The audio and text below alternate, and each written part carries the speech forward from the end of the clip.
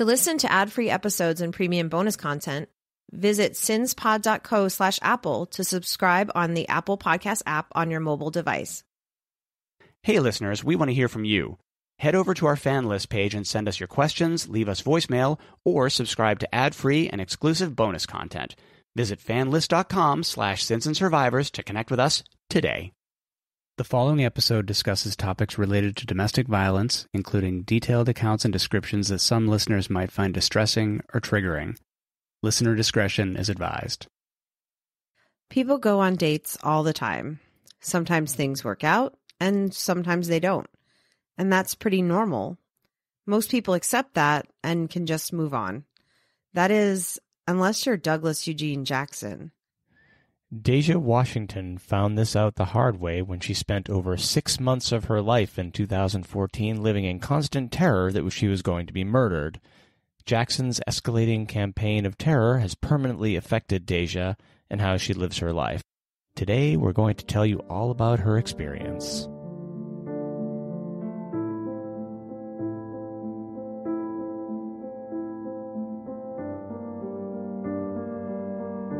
Hi, and welcome to Sins and Survivors, a Las Vegas true crime podcast, where we focus on cases that deal with domestic violence. I'm your host, Sean, and with me, as always, is the one and only John. I am the only John in the room. Before we get into the episode, we want to thank our friends at Killer Conspiracies Podcast for promoting our podcast on their recent episode. Kobe and Brian focus on Utah true crime, which true crime fans will know includes some well-known cases like Ted Bundy, Israel Keys, Ted Kaczynski. They do a little bit of everything on their podcast. We're going to go ahead and play their trailer, and if you like what you hear, we hope you'll go give them a listen and follow them on all their socials, and we'll share those links in our show notes. Killer Conspiracies, a Utah true crime podcast with Kobe and Brian. My name is Ted Bundy. I killed her. At that time, I tied him up. Well, I'm not an expert. I'm not an authority. I'm someone who has been a murderer for almost 20 years. I was saving body parts such as skulls. As well as cannibalizing and raping their headless bodies. Hello, I'm Kobe. And I'm Brian. Unravel the mysteries with Killer Conspiracies. Dive into the dark world of true crime and unravel mind-bending conspiracies with Kobe and Brian. Join us as we dissect infamous crimes, decode chilling mysteries, and explore the unknown. Lock your doors, grab your detective hat, and tune in weekly to new episodes every Monday. Explore twisted cases, dive into notorious crimes, unsolved mysteries, and the gripping stories that keep you on the edge of your seat. Uncover conspiracies, peel back the layers of mystifying true crimes and conspiracies, from government cover-ups to puzzling criminal alliances. Featuring immersive storytelling, captivating narratives, and spine-tingling discoveries, Killer Con Pod takes you on a gripping journey through the shadows of true crime and conspiracy theories. Listen now on all platforms and feed your fascinating minds with the unexplained. Join the dozens of curious minds already hooked on Killer Conspiracies. Subscribe, share, and embrace the thrill of the unknown today. Follow us on socials at Killer Con Pod on YouTube, Instagram, TikTok, and Facebook. And we're most likely on the platform where you listen to your podcasters. We also have a webpage where you can find all of our info at taplink.cc/KillerConPodUT. This is Kobe and Brian signing off. Keep your ears sharp and your instinct sharper. Hope to see you there. All right, welcome back. As we mentioned, today we're going to be talking about another stalking case. Stalking and domestic violence are unholy bedfellows. They're not the same, of course, but they're related phenomena, and they often overlap. While domestic violence is always perpetrated by someone close to the victim, with stalking, that's not always the case. There's a lot to Dasia's story and her experience with Douglas Jackson. She's been interviewed quite a few times since the events, and there's no one better to tell her story than her. We recommend after you're done here that you go check out Simply Stalking's extensive interview with Dasia. There's just nothing like hearing about her experience from her directly. We'll talk about her a bit later in this episode, but for now, we'll just say that she is an amazing, resilient, self-aware young woman, a true survivor. There's lots to admire about her. So before we get into the stalking, let's talk about Dasia. Yeah, she's as cool as they come. If you follow her on social media, you'll see that right away. She's on the networks you'd expect, like TikTok, Instagram, and YouTube. Back when this happened in 2014, she was posting about it on Imgur and Reddit. We're going to share links to all of her socials in the show notes, so you should definitely go check those out. She is an excellent content creator. From her interviews, it's clear that she's a bold and resilient person. She believes in living life to the fullest and trying everything. She says she overcame her fear of traveling solo by taking a trip alone when travel plans with a friend fell through.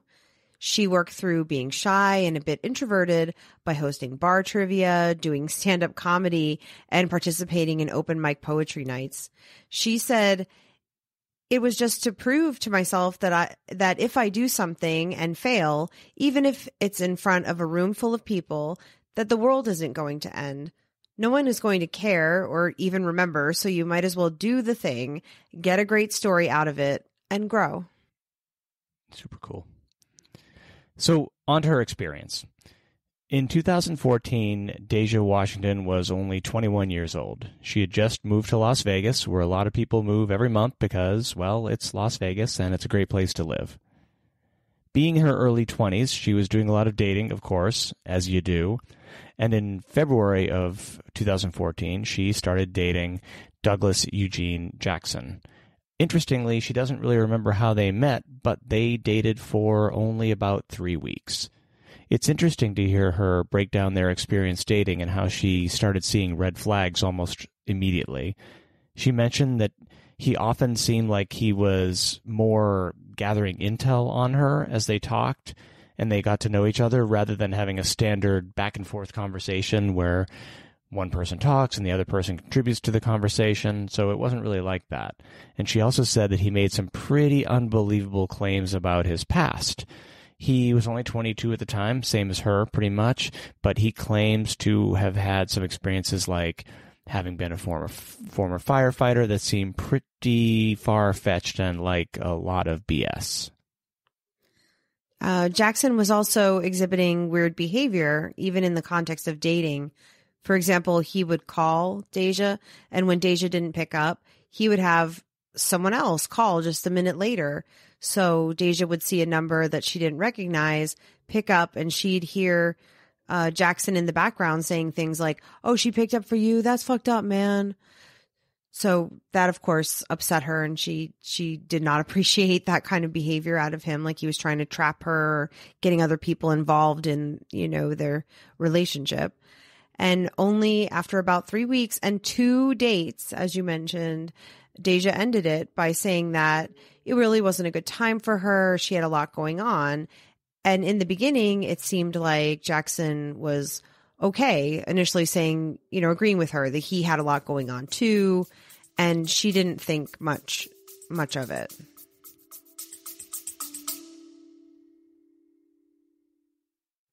Hi, it's Sean from Sins and Survivors, joined by the one and only John. I am the only John in this advertisement.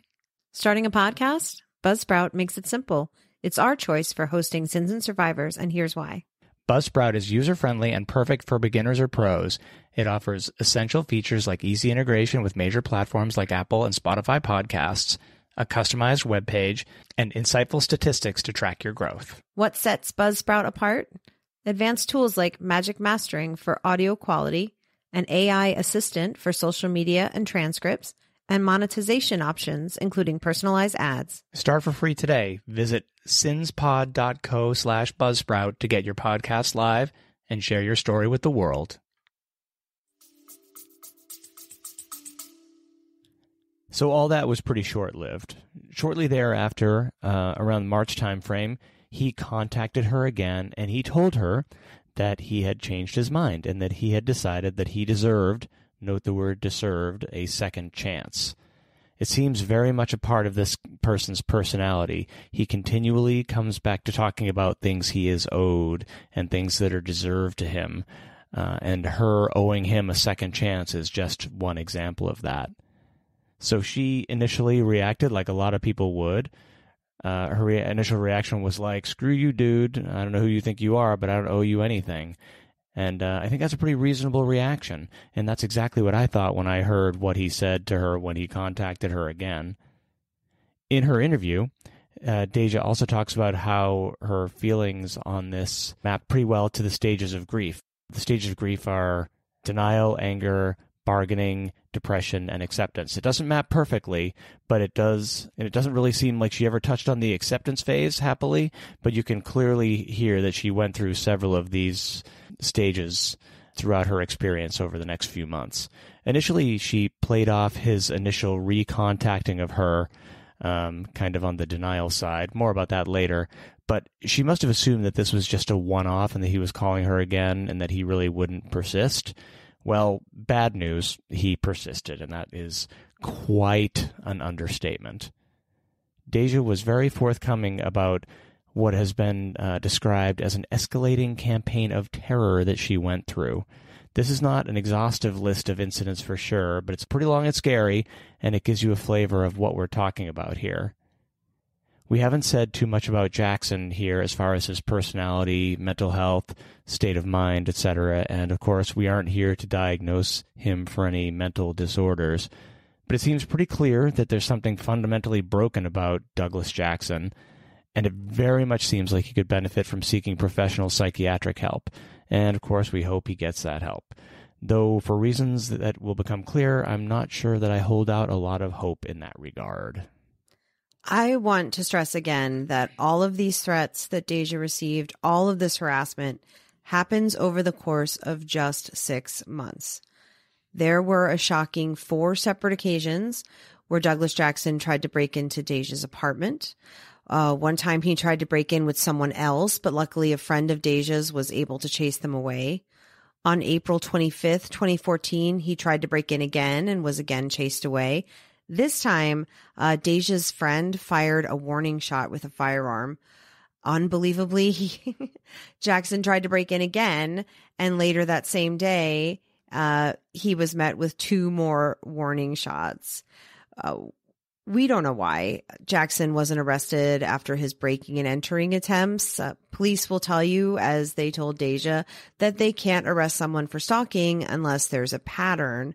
Beyond the fact that a B&E is a whole separate crime, this does seem to be a pretty obvious pattern. Each time Jackson fled the scene and hid from police. So it's just hard to believe that that's all he needed to do to keep from being arrested for harassing and trying to break into her apartment. He also had an unnerving and almost savant-like ability to find and harass her on social media. She has described experiences where Jackson would contact her on a platform and say that he needed to see her or contact her or whatever, and they should work it out, or whatever unhinged crap he was going to say. And she would block his account. She would not respond. She would just block his account, only to have 10 new social media accounts pop up shortly after and recontact her, admonishing her for blocking his last account. It's honestly hard to imagine how disturbing and unsettling that would be when you really start to think about that. And as if this isn't bad enough, of course, it gets so much worse. Because of Jackson's intimidation and terror campaign, Dasia was essentially evicted from her apartment. The management company let her out of her lease, but the reason was that her neighbors were afraid of Jackson and what he might do. She moved out on May 31st, and her next apartment wasn't ready yet, so she had to stay in her U-Haul in the meantime, which is like a whole other level of nightmare. His stalking essentially made her homeless, even if it was just temporarily, which is not uncommon for survivors of domestic violence and stalking, where things reach a point where leaving the place you live in is the only option you feel like you can take in order to have some safety. In June, however, things even escalated more. She has said that that he was never afraid to make threats against her, that he would physically harm her. But in June, he told her that he was going to shoot her in the face. And her reaction to this was about what you might expect. She was extremely terrified and realizes this wasn't going to stop. Her reaction was like, oh, wow, this is really happening. Later, he told her that he planned to kill her, then kill himself, and even threatened to go after her family if he couldn't get to her. A little more on that later. You might think that she was pretty thorough in erasing her online presence by recreating and sometimes removing social media accounts, and even moving, and you'd be right. She was very thorough, but somehow this unhinged dude kept finding ways to contact her. In one of the previously deleted Reddit threads that we unearthed, as you can imagine, there was a lot of second guessing and armchair quarterbacking going on. People were quick to tell Dasia to do things like delete all your social media, change your appearance, have your family delete all of their social media accounts, and so on and so on. And as Dasia pointed out, she did everything possible, and he just kept finding her. She thought that moving would make her safe because at least he couldn't locate her physically. But unfortunately, Dasia registered to vote. And in 2014, he had enough information to get her new updated address, and he knew where she lived again. In case you're wondering which platforms he stalked her on, the list is surprisingly long. He harassed her on the platforms you might expect, the typical harassy platforms like Facebook, but he also located her on Imgur, Reddit, and even, if you can believe it, Duolingo, the language learning app. We use Duolingo here between us, and I had no idea that you could even randomly message people in there, and I don't think you can do it anymore. But he did. He found her on Duolingo.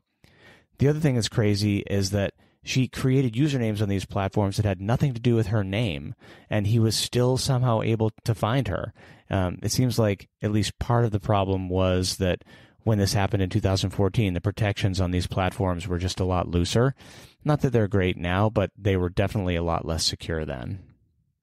Dasia applied for a restraining order in May, a TPO, and it wasn't granted until September 23rd. In the order, she provided some quotes of things he had said to her over the course of the ordeal. And I'm just going to, trigger warning because some of this gets pretty graphic. He said things like, "Hey, bitch, we are coming for you. The police won't find me. I'm planning a raid. I am tracking you." Jackson avoided the police and the people serving the TPO. Dasia said at one point, Jackson sent her photos of the note that the sheriff that was attempting to serve Jackson with the TPO had left. And Jackson was like, what you are trying to do is stupid. A restraining order is just a piece of paper. And we've talked about restraining orders before in the episode where we covered the family annihilation of the Desjodum family. In that case, Fakeo was not granted a restraining order because of an arcane procedural point, and it cost her and her children their lives. And in Dasia's case, the order of protection was granted, but it was basically useless because it couldn't be served on Jackson. His tactics when stalking got even scarier and scarier over time, too. At one point, he contacted Dasia's mother and attempted to manipulate her into giving him information about Dasia and her location and what she was up to. One of the things she said about him more than once is that he can be very charming and manipulative, often getting strangers to do his dirty work and enabling his stalking behavior. After he was in contact with her mother, he sent Dasia a map to her house and suggested that he might pay them a visit. Scary. At one point, he attempted to even mail her an empty package with "do not forward" on it, so not to forward the package. His goal there was to get the post office to essentially document her new address and send it back to him. But happily, the post office is incompetent and actually forwarded the package anyway, so in that case, he failed to find her address. But interestingly, so then she got this package, this empty package, and she had no idea what to do with it. And Right. She was like, what is this? Is this a bomb? Is this, whatever? So she said things like, she sunk it in her bathtub. She had no idea what to do with this package. But then eventually she opened it and it was just an empty package. So just another example of him terrorizing her in just the craziest ways. So after she moved out of her apartment in May, she got a text stating it was from her former landlord. And the message claimed, it was her landlord saying there were some damages to her apartment and that she should click on the attached link to see the itemized list of the costs that would come out of her deposit because of this damage done to the apartment. Dasia was clever and savvy, and she noticed that the link was an IP grabber. So she reached the conclusion that this was Jackson, again, terrorizing her, attempting to get her to give him her IP address so he could do a location lookup based on it. He also at one point created a Facebook profile. He put Dasia's hometown as his location, and he added everyone he could find from her high school class in an attempt to get information on her. He also at one point took a picture of her moped that she was using as her main method of transportation just to let her know that he was following her. He texted her at one point that she'd wake up to gunshots and that if she didn't meet him, he could find her. And he made some incredibly disturbing threats about sexually assaulting her that we aren't going to repeat here because it's too disturbing. Yeah, I think that's the right call. That quote is just not something we really need to put out there. Yeah. But it was disturbing. We'll say that. Something he would also do repeatedly is that he would demand that she meet him. So at one point, he went quiet for a period of time, which she found even more disturbing. She compared it to being on a boat and seeing sharks circling the boat. That's scary, of course, but at least you can see the sharks. When the sharks go away and you can't see them anymore, you have no idea when they're coming back. You know they're there, and you know they're coming back, but you don't know when they're coming back. So she found that even more disturbing. And if you're wondering why she didn't share any of this information with the police, well, we are here to assure you that she very much did repeatedly share all this information with the police. She was documenting it very, very thoroughly. She found it extremely hard to get law enforcement to help her and even take the situation seriously. It's probably pretty obvious based on everything we shared here that Dasia was in legitimate physical danger over a long period of time. So why was it so difficult for her to be taken seriously by Metro? I wish I had the answer to that. In mid-August, she woke up to Jackson pounding on her door and ringing her doorbell incessantly. She again called the police, and she even made a video of what was happening. And as she described it, this is a direct quote from Dasia, "I was hit with the same hoopla from law enforcement. Well, we can't really do much because technically at this point, he's not doing anything wrong." Metro did finally assign a detective to her case, but at this point, it will come as little surprise that he wasn't helpful. At one point, he told Dasia that she must have gotten the wrong idea because he had spoken to Jackson on the phone and he seemed like a really nice guy. Unbelievable. Another thing we want to mention is that that absolutely epitomized this just goat rodeo that was her experience dealing with the legal system is that when she went to get her restraining order, she was told that she had to go to family court because she had gone on dates with him. So if you take a moment to think about that logically, you'll see how absurd that is.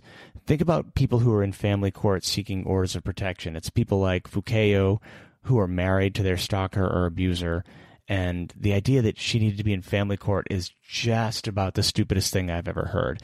I don't really know what the cutoff would be. They went on 2 dates. Like, what if they just had lunch? What if they went to Applebee's and split a burger and decided it wasn't going to work out? Would they still have to go to family court to arbitrate? I mean, you can see why people have no faith in the legal system that is ostensibly there to protect them. His relentless stalking had, as you might imagine, a completely devastating effect on her life. As we mentioned earlier, Dasia had to move, and her neighbors were completely unsettled and freaked out by Jackson's behavior, and his actions were making them feel unsafe in their homes too. I'm sure the calls to the police added to that uneasiness. Dasia ended up relocating, and Jackson's behavior resulted in her need to become hypervigilant. She called herself paranoid, but I would say it was hypervigilance. When she chose a new apartment to move into, she didn't choose it based on aesthetics. It wasn't the color of the appliances or the view or the location.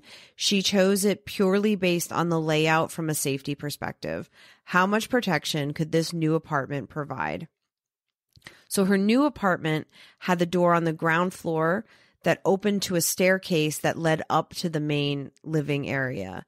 And Dasia has said that she made that choice to give herself the most time to react if Jackson were to break into her new place.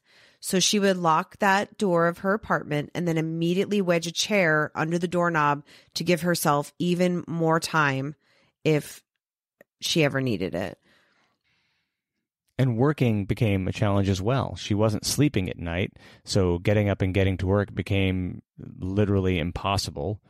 And she shared that she once lost a job after she fell asleep on her feet during a shift. She was, at this time, also carrying her gun with her, using her concealed carry weapon license. And she had at least one employer tell her, hey, you can't carry a gun here while you're at work. And she was like, well, I guess I can't work here anymore then. And so all this led to her becoming incredibly isolated. During the later parts of her stalking experience, she really hit the depression phase of the grief process, and the isolation this was causing didn't help. Any social media accounts she was using to connect with people, Instagram, Facebook, what have you, and she ended up having to delete those because every time she blocked Jackson, he would just make another account or 10 to continue to pop up and harass her and threaten her again. And like many other survivors of domestic violence and stalking, she experienced trauma that led to her having phobias and triggers, such as the sound of a doorbell, as a result of Jackson ringing her doorbell over and over again for 15 minutes straight. She would also be affected by even hearing his name. Encountering people with the same name as him caused her to experience acute anxiety, crying, and shaking. Jackson's behavior resulted in Dasia being slower to trust people and being unable to be spontaneous. She has stated that she became a perfectionist and an extremely detailed planner to try to feel like she had some control.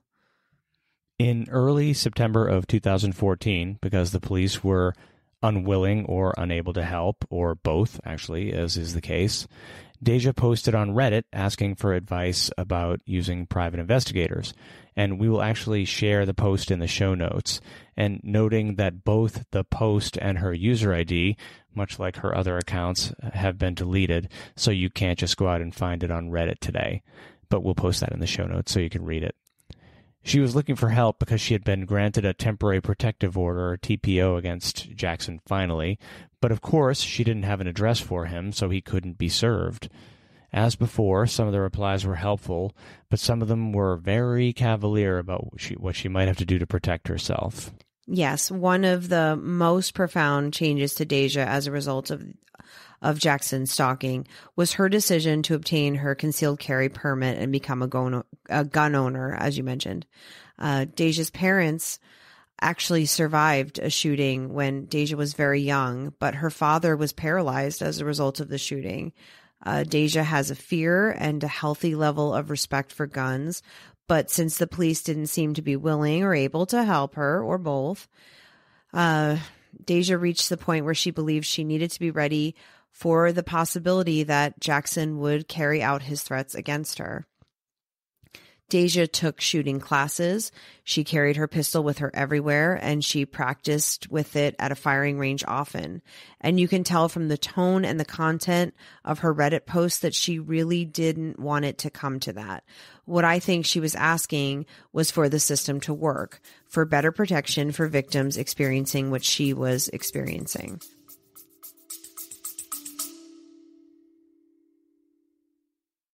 Hi, it's Sean from Sins and Survivors, and of course with me, as always, is the one and only John. I am the only John in this advertisement. We are excited to announce that you can now find us on Fanlist at fanlist.com/sins and survivors. On our Fanlist page, You can answer poll questions, send us your case suggestions, and even leave us voice messages that we may even play on the show. In addition to those free features, you can support the show by subscribing to ad-free and bonus content, or by buying a perk like grab bags of merch or a shout-out on an upcoming episode. You can even order a dad joke from John or book a Zoom call with us and our dogs. We are really looking forward to connecting with you, so head to fanlist.com/sinsandsurvivors. See you there.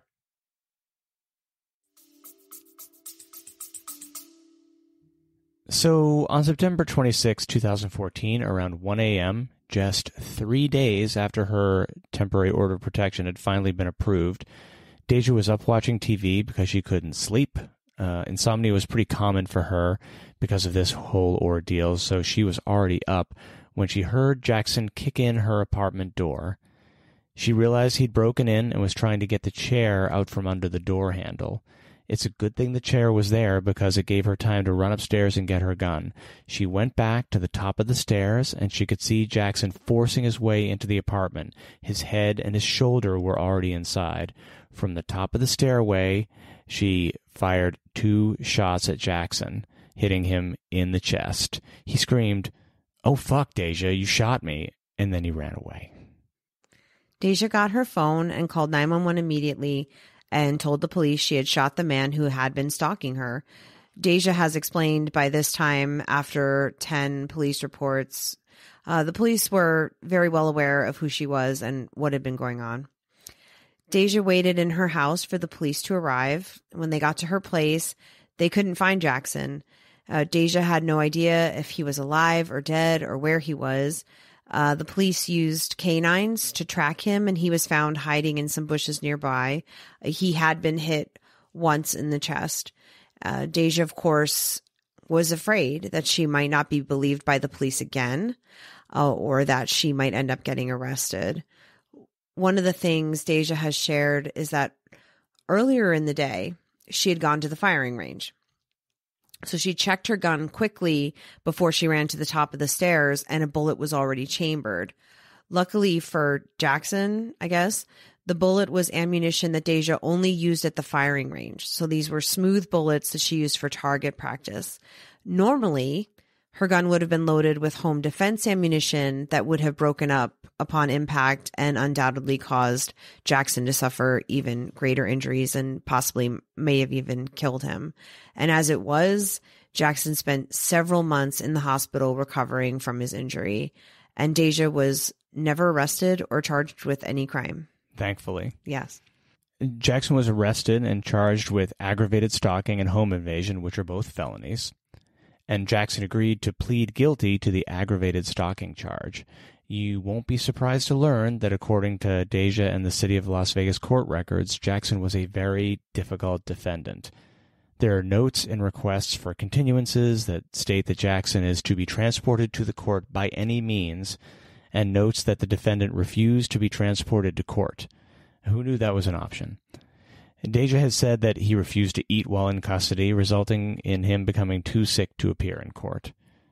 By December 15th, 2014, Jackson had accepted his plea deal on the aggravated stalking charge, but the sentencing didn't happen until July of 2015.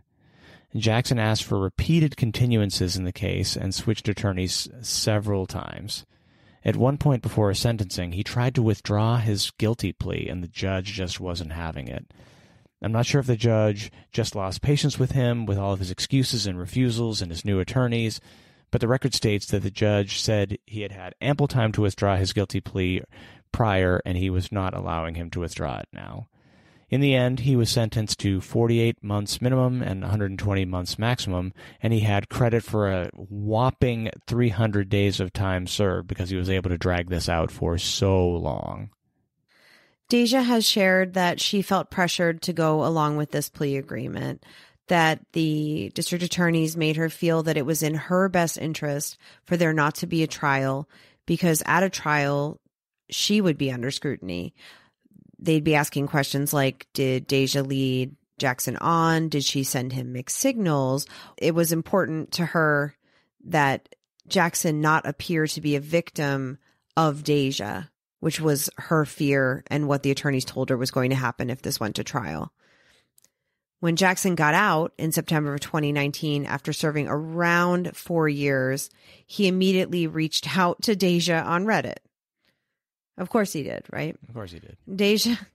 Dasia contacted his parole officer and was told there was nothing they can do because he has repaid his debt to society.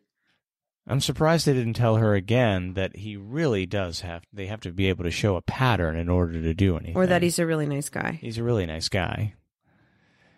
It turns out that Dasia was Jackson's second stalking victim, but not his last. So get ready for this. Only 1 month after this man was paroled, this incredibly broken man, he began stalking another woman in northern Nevada.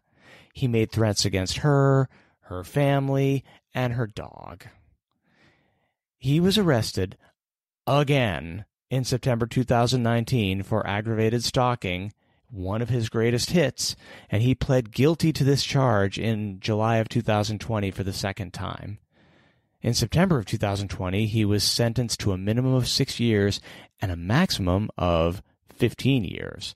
He is currently serving this new sentence in Clark County at a minimum security facility. We're not really sure why.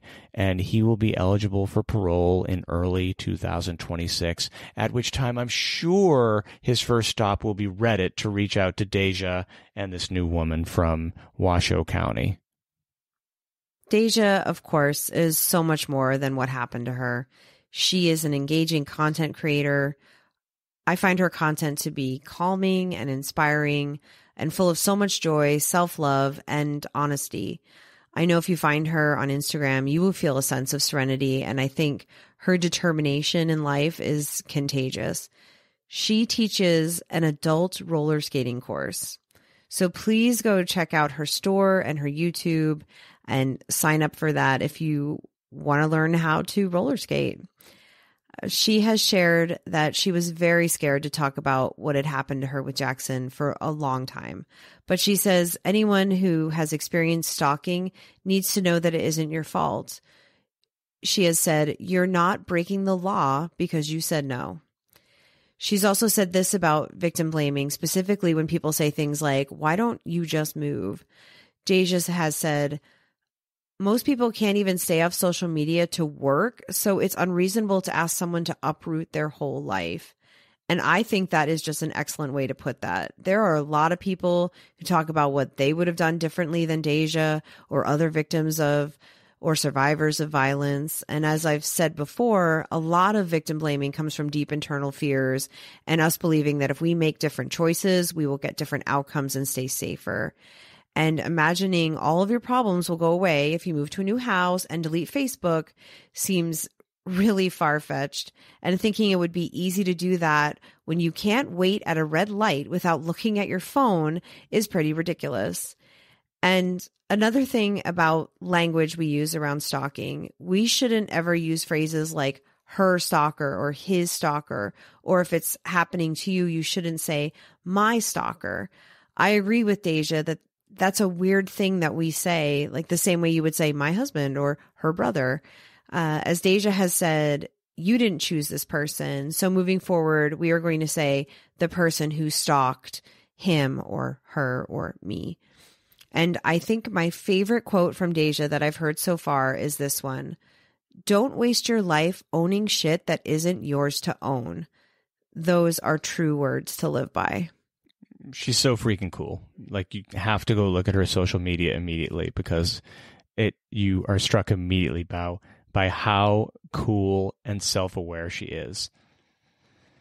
So we also want to remind everyone that January is National Stalking Awareness Month, and on our social media, we'll be sharing links and information about stalking. If you're not following us on Instagram, why are you not following us on Instagram? So please give us a follow so we can all work together to increase awareness around stalking and domestic violence and raise awareness about available resources. And with that, we want to thank you for listening, and make sure you subscribe and tell a friend and review us on Apple and wherever you review your podcasts, because what happens here happens everywhere.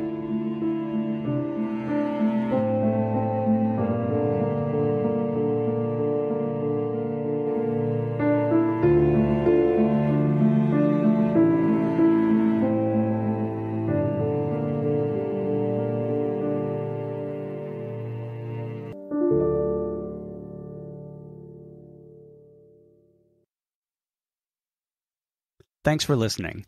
Visit sinspod.co/subscribe for exclusive bonus content and to listen ad-free. Remember to like and follow us on Instagram, Facebook, TikTok, and Threads at Sins and Survivors. If you're enjoying the podcast, please leave us a review on your podcast platform of choice. You can contact us at questions@sinsandsurvivors.com. If you or someone you know is affected by domestic violence or needs support, please reach out to local resources or the National Domestic Violence Hotline. A list of resources is available on our website, sinsandsurvivors.com. Sins and Survivors, a Las Vegas true crime podcast, is researched, written, and produced by your hosts, Sean and John. The information shared in this podcast is accurate at the time of recording. If you have questions, concerns, or corrections, please email us. Links to source material for this episode can be found on our website, sinsandsurvivors.com.